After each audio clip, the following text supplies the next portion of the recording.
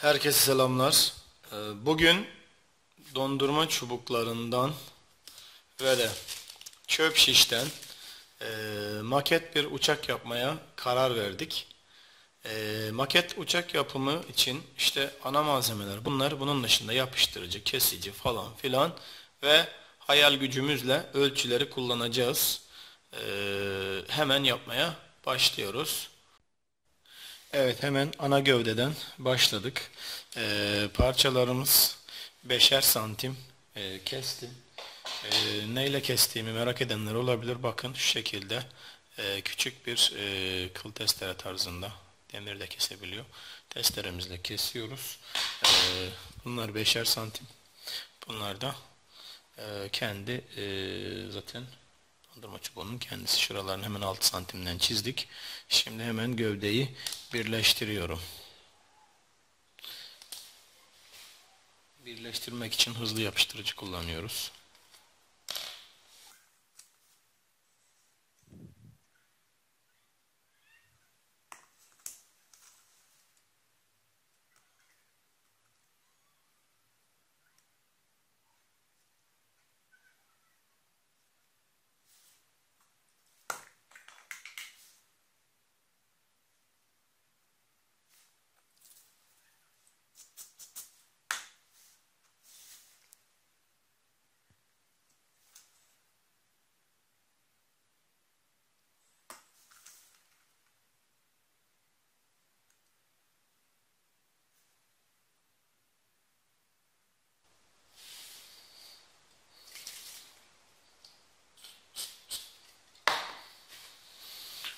İşte bu şekilde önce ana gövdeyi tamamlıyoruz. Yapmaya başladık. Burası tam olarak kanatların bağlandığı yer olacak. Önünü ve arkasını yapmaya başlıyoruz.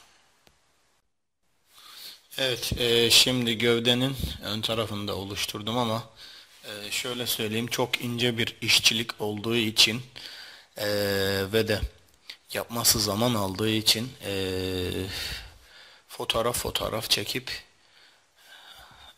bu şekilde devam etmeyi düşünüyorum. Çünkü videoyla çekim yapmaya çalışsak bir gün 2 gün boyunca çekim yapamayacağımız için fotoğraf çekmeye karar verdim. Yine arada video da çekerek bir bütünlük sağlamaya çalışacağız.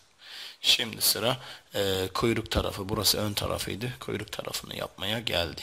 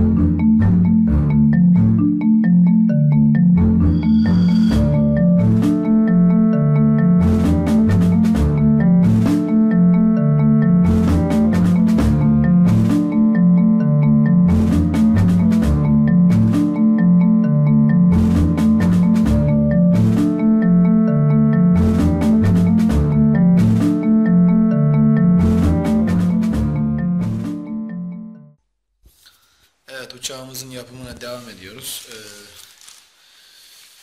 Şu anda burnunu yaptık. Bakın şu şekilde burnunu yaptık. Ana gövdesini yaptık.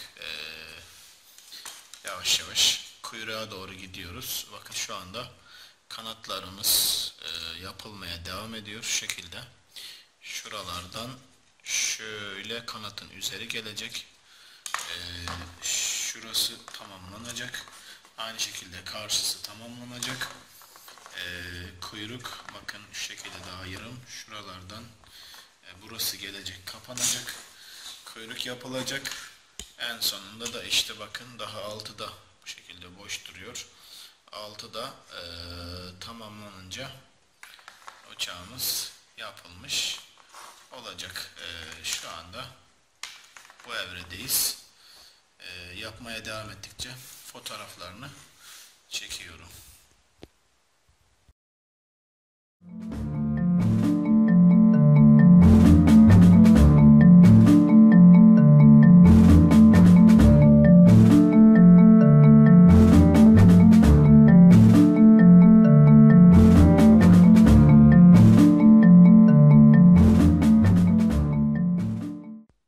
Evet, şu anda uçağımızın ana gövdesini gördüğünüz gibi tamamlamış olduk. Bakın şu şekilde kuyruğundan kuyruktaki kanatına kadar bakın hepsi tamam. Şu şekilde şu anda yakından bakıyoruz. Tamamladık. Şimdi bakın şu anda kanatlarımızın şu yarım kalan yerleri tamamlanacak. Aynı şekilde karşı kanat ve şu anda altı gördüğünüz gibi daha açık.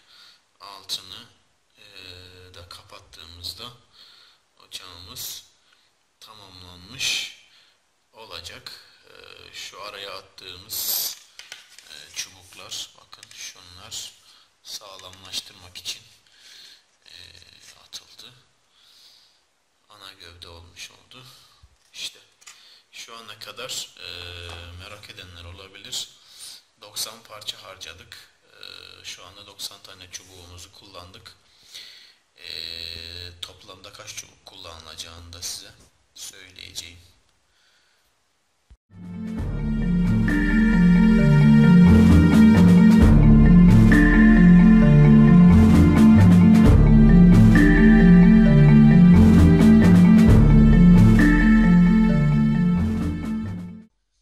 Evet, görüldüğü üzere uçağımızın dıştan görünüşünü yapmış bulunmaktayız. Bakın kanatlarımız oldu. Şu anda eksik olan 6. Ben birazcık orayı da yapmaya başladım. Bakın şuradan şu şekilde kapattım. Şu şekilde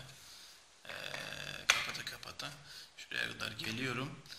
Burası bitip de şurayı da kapattığımızda uçağımızın altı da kapanmış olacak. Evet, uçağımızın pervanesini yapalım dedik. Bakın şu şekilde şuraya pervanesi geliyor. Şurası 2 tane dondurma çubuğundan oluşuyor. Bakın şuradan yapıştırdık.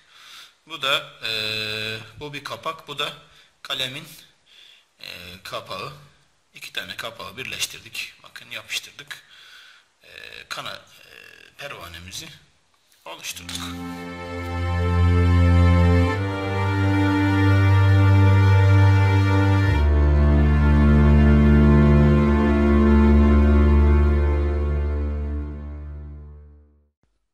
Evet, uçağımızın tekerlerini yaptık. Neyden olduğunu anladınız. Bu gömlek düğmesi. 6 adet siyah gömlek düğmesini çöp şişlerle bakın çöp şişlerle bağladık. Yapıştırdık ve uçağımızın tekerleği oldu. Bakın şimdi oturuyor. İşte bakın uçağımızın tekerlekleri oldu. Şimdi şu açık yeri kapatıyoruz ve uçağımızı tamamlıyoruz. Evet, uçağımızın altını da üstünü de tamamlamış olduk. Bakın burası altı. Şimdi koyduk. Evet, işte karşımızda uçağımız. Zımparasını yaptık. Şimdi çok az süslemeler ve verniğine geldi. Şöyle anlatayım. Uzunluk olarak yaklaşık olarak bir 40 santim uzunluğu var ve şuradan da baktığımızda 30 santimde kendi uzunluğu, yani 40 santim kanat, 30 santimde boy uzunluğuna sahip, yaklaşık olarak da işte 9 santim 10 santim bir yüksekliği var. Evet, söylediğim gibi şurasını kalem ucu, şu kalemin ucu, bu da bir kapak. Ondan yaptık. Altındaki tekerleri gördüğünüz gibi, tekerleri şu kazıklar çöp şiş ve tekerlerimizde gömlek düğmesi. Evet, siyah bir gömleğin düğmesi olduğu için burada teker gibi duruyor. Şahane de olduğunu düşünüyorum. Şimdi süsledikten sonra tekrar görüntüye çıkaracağız. Evet, uçağımız tamamlandı. Çeşitli süslemeleri ve verniği yapıldı. Bakın şuraya laleli Türkiye'yi yapıştırdım. Arkaya da hem şanlı bayrağımızı bakın kuyruğa koydum dalgalansın diye. Ve de uçağımızın ismini yazdık.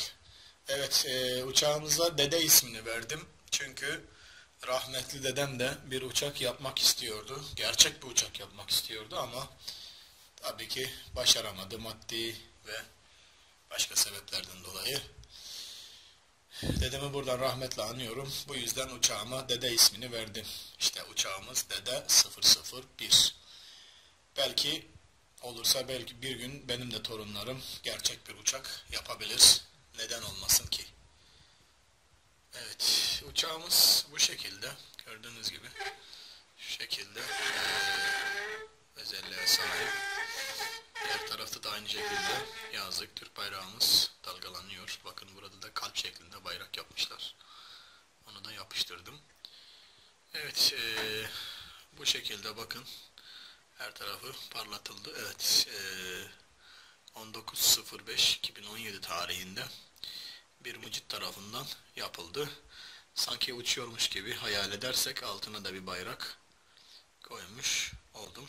Evet, gördüğünüz gibi gömlek düğmelerinin bir teker olabileceğini de burada görmüş olduk. Bakın şu anda uçağımız havalandı. Yavaşça yere konuyor. Evet, işte bakın. Evet, karşımızda Dede 001. Bu iş için merak edenler olabilir. Toplamda 125 adet dondurma çubuğu kullandık. 3 adet de çöp şiş kullandık. Hepsi bu kadar.